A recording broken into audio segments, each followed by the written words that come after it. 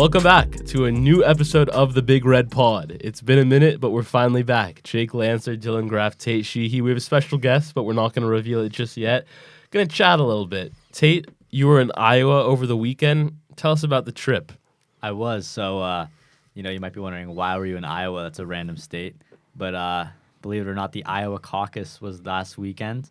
And, with some other students and students from Marlboro, actually, we went out to Iowa and we were able to see, firsthand what goes on in the caucus process. It was really interesting, and I think that firsthand experience is really invaluable, and I definitely came away more, I guess, interested in politics than I was before. I'm excited about it. Is it true you got yelled at by Ron DeSantis? Not me personally, but there was a student that was yelled at by Ron DeSantis. It was a sight to see. I feel bad, but how is spending all that time with Lawrence Klein? Larry Klein, one of our favorite teachers. Yeah. Right. He's definitely a great personality to be around. Very interesting. I think it's nice for us both to have that experience, so we can come back to the Gov classroom, with more insights than before. And I'm sure I'll be talking about it a lot. Shout out to all of our viewers in Iowa. Interesting next couple of weeks here at school. Tate is the only one of us at this table that's actually into college right now. So, Dylan and I are still waiting on that. But the waiting game. We're powering through. Is there anything you're looking forward to coming up, Dylan? I got to say, I'm probably looking forward to the next couple weeks of basketball. Okay. I think we saw a great game last night. Didn't go our way, but I'm excited about this team and its prospects moving forward. I'm excited for the end of the first semester as well. End of the first semester, always a big one. Had a nice basketball game on Wednesday, or yesterday, I guess, unable to close it out. We'll see if the boys can bounce back against Sierra Canyon. Tate, anything you're looking excited for? I'm looking forward to the weekend. Always a classic. Always looking forward to that. Yeah. Well, I think it's time that we introduce our guest. I think normally we chat a little bit more, but there's just so much to get into with this very special guy. It's been requested a lot out of many of our viewers, and we came together and we said we're going to give the people what they want. Without further ado, a Curtis School alumnus, Middlebury man, a former T-ball pitcher and first baseman, Mission League Defender of the Year, and most importantly, a caring older brother. Introducing James Teddy, also known as JT Federman. Welcome to the pod. Thank you for having me. JT, the fans have been wanting this episode for a while. What do you want to say to all the people that are watching? Hey, I'm happy we can finally make this happen. I've been wanting to come on the pod for a while now, so it's nice to finally be here, especially with you three. It's going to be a fun time. Well, I think we have to start by addressing the big elephant in the room. Dylan, what are you wearing today? Yeah, so I did order this a couple months ago in preparation for this episode. I consider it a long-term investment. I know that, 10 years down the line, this is going to be a hot commodity. And, for me to be the one to have it first. For people that maybe can't see or are listening audibly, could you describe what you're wearing? Yeah, so it's a U.S. men's national team kit, and I did get it custom made. I got Federman on the back, number 4, obviously. Love it. Just a big fan, and I think it's gonna appreciate in value. So you actually have more U.S. national team JT Federman jerseys than JT himself does. JT, do you have any custom jerseys with your name on the back? I don't. I may need to get one now. Maybe a Graf jersey too. I don't know. I like that. Shout out DH Gate. DH Gate supplying us with the goods for this episode today. Well, JT, let's talk some soccer. Mm-hmm. Arch rival Loyola, always a classic rivalry. You beat them last year. You beat them this year again, just last week. How did that victory feel for you? It was a really big win. I mean, Loyola is always a game we have circled on our calendar, and having beat them the past 2 years at home, we were looking to do the same this year. And especially considering that we had tied St. Francis a week before, maybe even earlier that week, it was a huge game, and we knew that winning was really important. So, especially even after going down 1-0 in the first half, the fact that we were able to come back and win 2-1 was huge, and it was just a super fun game, super fun to win, and it just felt really good, and it gives us a lot of confidence going into the second half of Mission League. You know, I know you called the guys in an interview to the LA Daily News. You called them a blue-collar group of guys. What did you mean by that, and how has that propelled you guys so far this season? Yeah, our coach, Mike Irish, he's referred to our team in the past as a really hardworking, gritty team. And I think when he calls us a blue-collar team, that's his intentions. I agree. I think we are a very hardworking, gritty team. We're tenacious. We don't give up. And I think we are one of the better defensive teams that I know. So I thought the term could fit our team a little bit. But, yeah, I do think we're a very tenacious and just tough team, and I think it applies to us. So if you've ever stepped foot on the quad here at Harvard Westlake, I'm sure you've heard Ola Shubami. So, obviously he's a techie guy. He's good on the field. And he has been on the Harvard Westlake team for stints in the past, but this year he hasn't stepped foot on the field. What's that been like without him? Shuby Iriolfin, for those who Shuby, didn't. Yeah. Yeah, I love Shubin. He's a really good player. He came to Harvard Westlake in his sophomore year, and he was really awesome to have on the team for sophomore and junior year. This year, he hasn't been on the team because he plays on an MLS Next team, where it's hard. Without getting a official waiver to be able to play both, you can't do both, and so he's stuck with club for this winter. But we've really missed having him on the team. He's a very dynamic player, really dangerous one-on-one, and we are lacking a little bit of that right now, but a lot of our, other guys, younger guys have stepped up, and they've done a great job filling that role. But it would be great to have Shuby on the team. He's a great player to have. JT, you come from a really athletic family. Your twin brother Wilson is a dual sport athlete, plays volleyball, and might even be better than you at soccer, some say. I don't know. Your younger sister Piper, water polo, and then you have a younger brother Bodie, who might be the best athlete in the family. Is there any competition between the siblings about who's the best? I mean, there always is. There has been for between me and Wilson. It's always been a competition. Every single sport, we take it seriously. Wilson, once he started playing volleyball and stopped playing soccer, soccer was kind of my thing. He's become really good at volleyball, and he'll probably end up playing in college as well, even if it's on a club team. But he's a really talented player. But we're very competitive. Our parents have raised us to be competitive in a good way, in a healthy way, and it's really fun, and it's helped our relationships with each other. Even though we'll have times where our competitions get a little out of hand, but it's super fun competing with them. They're all, Piper's become really good at water polo in less than a year. Bodie's just a natural athlete. We'll see where he goes. He's got a lot of possible options for, what sport he can focus on. But I don't know. I mean, a lot of our competitive nature is due to our parents and the way they've raised us. But yeah. I want to follow up. You said sometimes those competitions get out of hand. Is there an anecdote or a story you want to elaborate on with that? In the past, there's definitely been some just, games where it's gotten a little heated and parents have had to intervene. But Bodie, he especially, he's really competitive. I'd probably say he's the most competitive out of us four. So, when we've had some friends over before, we've been playing games in the backyard, and he's had to, for instance, go to bed at 6:37, and we're still out there playing with him. And when he gets out, he freaks out, and we have to calm him down and say, Bodie, it's okay to lose, but we got to teach him those lessons. Those are lessons we were taught when we were younger, and those are lessons my parents are definitely trying to instill in Bodie right now. I like that a lot.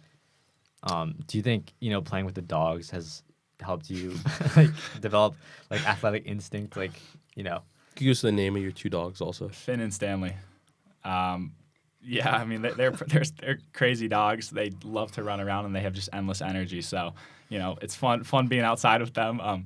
Bodie loves to play with them, even though they steal his ball most of the time. And but they're great to have outside, and they've definitely been fun to play fetch with it, and I don't know, pass the ball around with, because Finn sometimes will go after the ball and then pass it back, which is unlike most dogs. But yeah, it's great to have them in the backyard and play around with them. If this video gets over 1,000 views, we'll do an exclusive interview with Bodie Federman. The first of his long athletic career will be here on the Big Red Pod, so make sure to share this video. I want to ask you, JT, there's a rumor going around that you got a nice new pair of Air Force Ones a couple months ago. You were really excited. You hadn't gone in a pair of new shoes in a real long time. You go to soccer practice one day, you put your cleats on, and you put your Air Force Ones in the locker. You go to practice, do your thing. You come back, and one of the Air Force Ones is there. The other one is gone and replaced with a smaller size 9. Can you elaborate on that anecdote? Is it true, and what happened? Yeah, I mean, the Air Force is a very popular shoe, especially at Harvard Westlake. I feel like there's so many people on the quad every day wearing them, so it's not that crazy to misplace one and, take somebody else's. But the fact that I was left with a size 9 or 9.5, and I'm like an 11.5 or 12, it's a little different. So I walked out of there, went to peer support with one shoe that could barely fit on my foot, and the other one that's mine, and it was a little frustrating. I put the shoe that wasn't mine back in the locker room the next day and hoped somebody would replace it with mine. Never happened, sadly, but I got a new pair for Hanukkah, so that was nice. Mazel tov. If the burglars out there listening, do you have a message for them? I'd still love that shoe back. I have the other one still in my garage, but it happens, and we got to move on. Is it true there's now a property of JT Federman sticker in the shoe now? Yeah, I may have put 2 labels in my shoes. My mom's very big on labels for our whole family, so she told me I had to put some labels in these so I wouldn't lose them again. But yeah.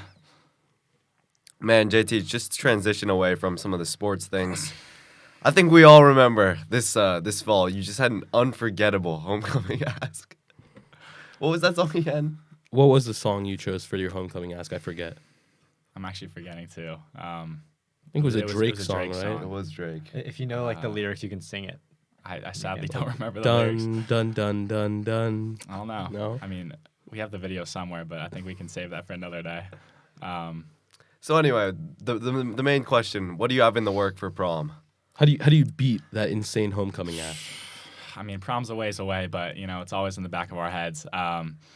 We'll see. I mean, I'll probably start to think about it more in the next couple months, but right now I'm kind of just enjoying school, focusing on soccer because we're in the middle of Mission League, so that's the focus right now. But as we get closer to prom, I'll be thinking about it more, and we'll try to outdo my homecoming ask. Is there a lucky lady in the works for prom or no? Not as of now, but we'll see. We've got time.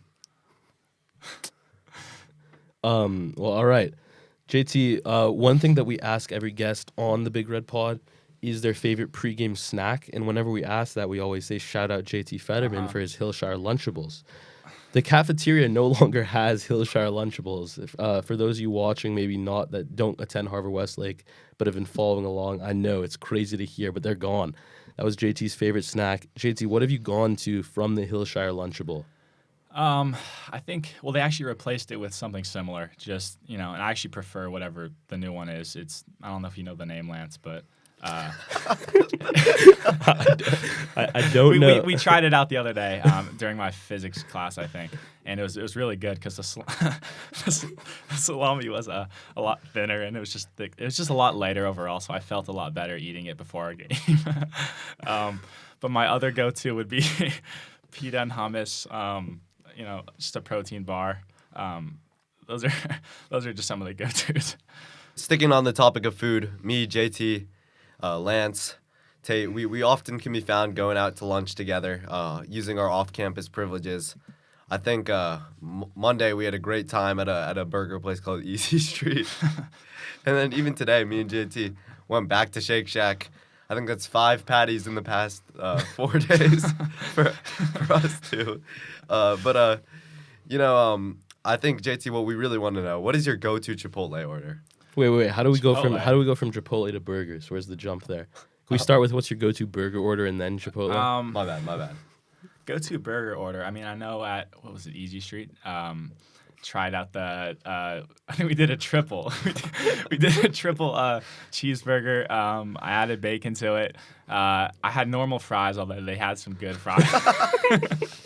they had some good fry options, but it was a really good meal, and I'm happy where we went because we were first in line too, so the wait wasn't that bad. And it was just a cool new spot that I bet we'll be going to a lot in the future. And I actually would take that over Shake Shack, and it was pretty good. Lance, you had something I've never seen before. You had fries, and it actually had a burger patty on the fries. Yeah, so the boys over here went with triple triples. I just couldn't stomach that. I mean, it's a really thin patty. They like put onion in it, and it's like I don't know, but it wasn't for me, right? So they're known for putting a patty on top of the fries. Gotta say it was pretty good. I'm not gonna lie. It looked really good, yeah. Yeah, I mean, but in this booth, obviously Tate was in Iowa, but the three of us, I think we did have 9 patties that day. That's ridiculous. I don't know if I'm proud of that, but yeah. It definitely didn't feel good in the stomach after, but it was worth it, I think. I don't think I'll ever forget this. We had a nice little barbecue at the Casmasima's house. Shout out to Casmasima's, and we're getting our patties, we're getting our hot dogs, and JT is in line, and he has his burger, puts it on the plate, and he finishes it before he's out of the line. So, just gives you a sense of the appetite he has. Hey, gotta eat because I don't even know. I mean, JT, just back to the Chipotle real quick. I know you're a big Chipotle guy too. What's your go-to order? This year I've been doing a lot of bowls. In the past, I used to order burritos, but I feel like a bowl is lighter, especially with school right after. But I don't know. I mean, just a variety of stuff down the line, but it's been pretty good this year. It's not. I don't know if I'd say it's my favorite Mexican spot. I actually like Hugo's Tacos. It's pretty good. I want to shout that place out. But yeah, I don't know. The bowl's been pretty good this year. Could we see an NIL deal with you and Hugo's Tacos in the future, JT? Hey, we'll see. It's a possibility. So we had a question for you. We were curious about this. How you ended up to be a big UK rap fan? Is it the connections to soccer? Big European presence, or what is it? Probably partly that. A lot of soccer players do like UK rap and all that stuff. I would say that was more of a phase. I'm not too into that as of now. Graf, I know you're into that a little bit too. Central C, he's pretty good. I think also just seeing so many soccer videos on like TikTok and Instagram, and there's always some UK rap audio with it. So yeah, it's kind of catchy and I was into it for a little bit, but that's about it. You're a man of many music genres. Who's your favorite artist, JT? I'm gonna say my answer as of the past week or so, which I've actually been listening to a little bit of country, thanks to Rowan Bailey and Dom Landis on the soccer team. They've gotten me into it. Zach Bryan's been pretty good this past week. I've been listening to him a lot. Dylan, I know we've been listening to him in the car the past couple days. But yeah, I do have a variety of genres of music. I don't know. Switches up based on the week or month. Well, all right. I think we should move into next segment, This or That, with JT. I'm going to let Tate take the first question, actually. So we've talked siblings, and big question for you. Piper or Bodie? It's a really tough question. I usually don't pick favorites, and I don't know if I will right now, but they both are amazing people. I love them very much. Depends on the day sometimes, Bodie at times will be extremely fun to be around. I love playing outside with him, and then other days, he can be a little difficult, and then I'll want to spend more time with Piper and Wilson. Same with Piper. I love spending time with her, but sometimes she gets a little, sometimes it's not too fun to spend time with her as well. So then I go back to Bodie. It kind of switches off on the day, You can tell he's pretty media trained here, ladies and gentlemen. Hasn't said a wrong answer yet. JT, Michael Jordan or Michael B. Jordan?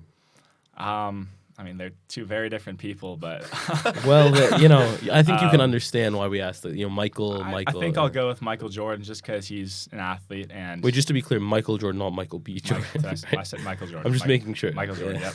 I'd say Michael Jordan just because he's an athlete, and I think he's just one of the best athletes of all time. Loved watching his highlights in class, and he's just a great athlete. Michael B. Jordan's great as well. I've loved watching him, especially in the Creed movies. He's great. Who's a better pro club teammate? Is it Velasco or is it Tyler? Tyler Ulrich. Tyler Ulrich, yes. That's a tough question. Tyler sometimes can be a star player on our teams, It's true. on our team, and he can be really dynamic with getting assists and scoring goals. Other days he decides to hog the ball for pretty much the entire game, and I would take Velasco over him any day. But it's a 50-50 call because Velasco comes up big sometimes. So does Tyler. So it's a tough decision. I feel like Velasco's a little more steady though. Maybe a little more consistent. Well, it's a computer, right? Yeah. Yeah. But Tyler on his good days is pretty dangerous. It's true. He's pretty important to have on the team. Yeah, so I just want to preface this question by saying this was not my question I made, but I think this was actually sent to us by a fan. So with that being said, MLK Day or Messi?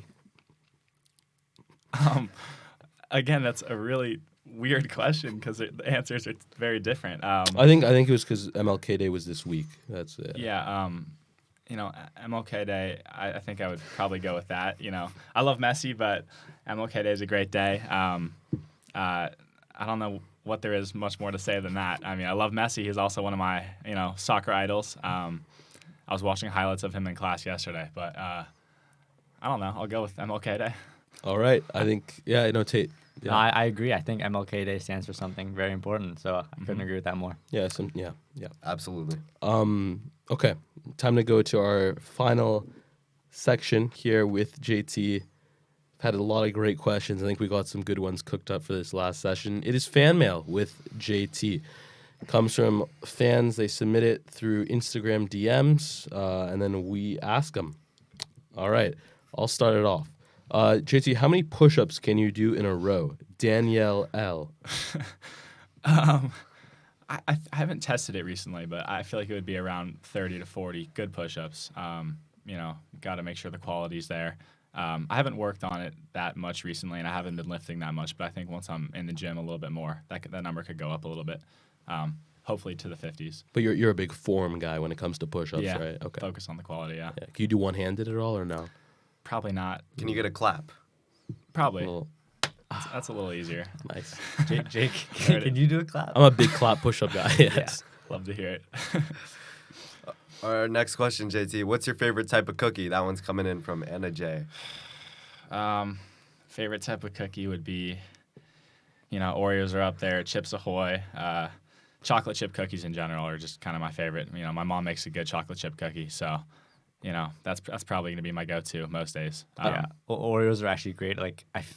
It's actually my go-to. I don't think I would ever turn it down. This question's for JT. Yeah. not Tate. No, I I'm agree, just though, saying. no. I'm just saying. Like I could never get offered an Oreo. And Hey, just could say you no to really that. turn down Oreos? I don't know. No, dude. Even if I have to weigh in the next day, I don't even care. I'll eat that Oreo. I hate to sort of break off the fan mail section, but I have to interrupt. JT, I've baked for you multiple times and brought cookies to your house, and you did not mention that whatsoever when you answered what's your favorite That's cookie. my fault, Jake. I've loved everything you've brought over. My dad too, Bodie. The whole family loves your baked goods, so keep on bringing those over because they are very good. Especially the cookie you brought over like a couple weeks ago with like the chocolate circle in the middle. Yeah, it was a peanut butter chocolate That was crisp. that's one of my favorites. That was very good. Wait, so Oreo or Jake's cookie? I'm gonna have to go with Jake's cookie. It was pretty outstanding. I might shed a tear on this podcast for the first time. That one meant a lot. All right, next question. Dylan, I'll let you take this one. This one's from Olivia S. Who do you model your game after?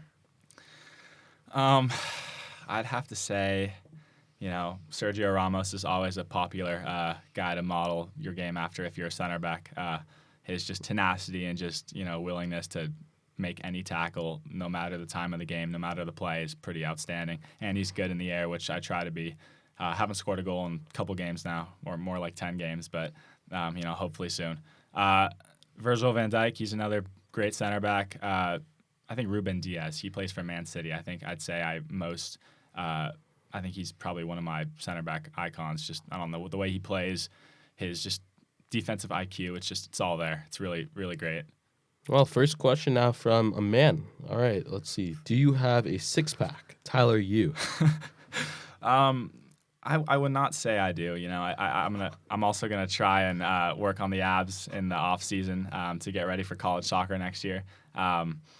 But yeah, I don't know. I've been slacking a little bit with working out outside of high school soccer, so we'll hopefully get that soon. I'd say he's being humble. I've seen him without his shirt on. And, He's being humble, yeah. Yeah. For sure. So, question coming in from Lawrence K. Top 5 people in your AP Human Geo class. Rank them. Top 5. Yeah. Ranking's going to be tough. You could go no order, just yeah, your you could- top yeah. five, Okay, but we'll no go top order. 5. Lance, I would usually put you in there, but just because you're here and there's 5 other probably great people I can name, I won't put you in that list right now, but you definitely are in there. I'm going to start off with Alec Avedissian. Great pick. He's just a pleasure to see every single class. I mean, he's really funny, and him, and then also John McNitt. John's another junior, and their dynamic in the side is it's really funny, and it's great to have. Third, I'll go with Shuby, just because he's also hilarious, and he makes the class a joy every single time. His relationship with Mr. Klein is just awesome, and it usually is helpful for shaving some time off of our work time where we're supposed to be doing discussions, and Shuby just asks some random questions, which is nice. That's 3. Tyler Ulrich is pretty funny. He's also him and Shuby together is a fun dynamic. But I'm not going to put him in the top 5 right now. I'll keep him at like twist. 6 or 7. Who else is there? Carson's pretty funny. Carson's a great guy to have in the class as well. I've loved having him in my classes in years past. So he's also just a super funny guy. And then I think 5 will go with Omar. Well, maybe from way downtown. Yeah, maybe. But he's also just hilarious, and some of the things he says in class are just so out of the blue and just random, but they're really funny. And again, this class is just it's just a fun class. And while we do get some good work done, and I've got a capstone I need to get done by next Monday. It's just it's a class with a lot of funny people, and it's a class I look forward to every other day. JT, you're friends with you mentioned a couple of juniors. You're friends with a lot of younger kids. Would you say that? I'd say I'm friends with a lot of the junior soccer players. I think our team's very close. So, yeah. Last question here.